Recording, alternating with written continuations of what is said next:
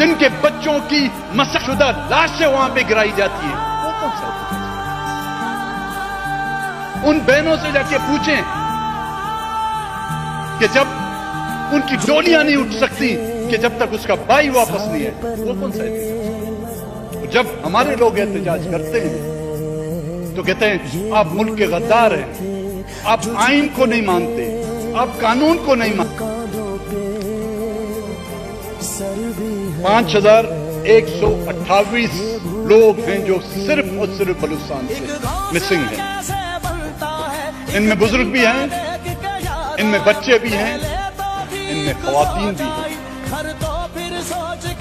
سندھ خیبر پختونخوا کی آواز تو یہاں سے سنائی دی جاتی ہے، ٹاٹا کے علاقوں کی آوازیں اس ایوان کے سامنے بھی گونجی ہیں۔ جناب اسپیکر، ایک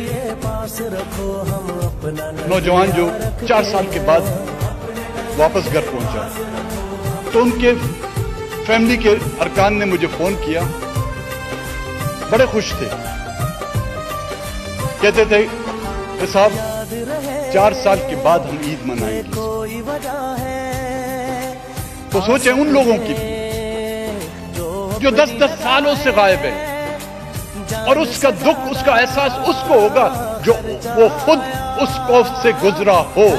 میں خود 40 سال سے اپنے بھائی کی لاش تلاش کر رہا ہوں جو آج تک نہیں ملی ہے۔ کون ہے اس کے ذمہ دار؟ کیا اس کا بھی ذمہ دار میں CIA کو کہوں، را کو کہوں، موساد کو کہوں، کس کو کہوں اس کا الزام؟ کس پر ڈالوں وہ الزام؟ جناب اسپیکر، 10 سالوں سے جو لوگ غائب ہیں،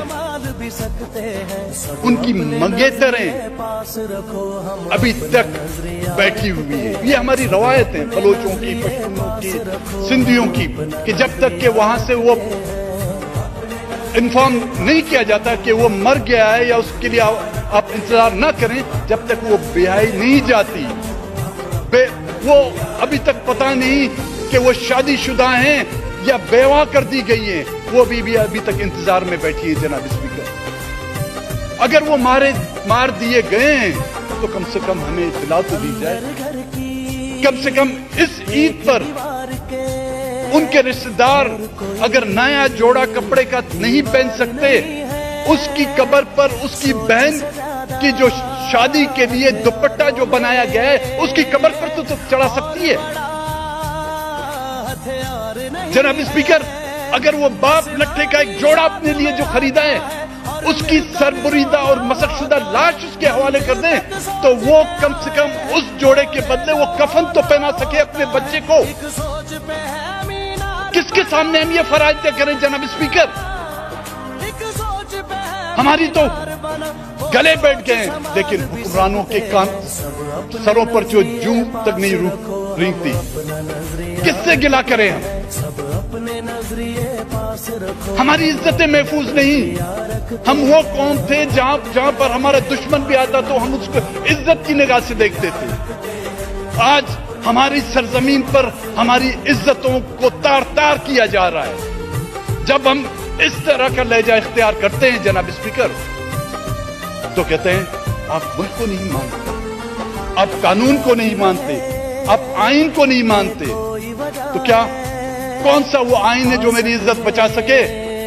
کون سا وہ آئین ہے جو میرے بچھڑے ہوئوں کو مجھے دلا سکے؟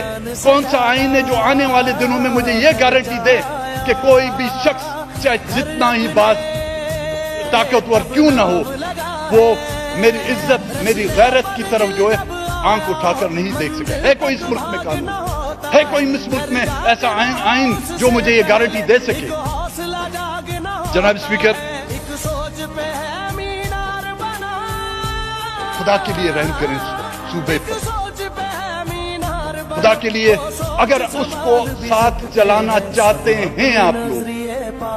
70 سالوں سے میں حلفاً کہتا ہوں کہ آپ لوگوں نے بلوچستان کو ساتھ چلانے کی کوشش ہی نہیں کی۔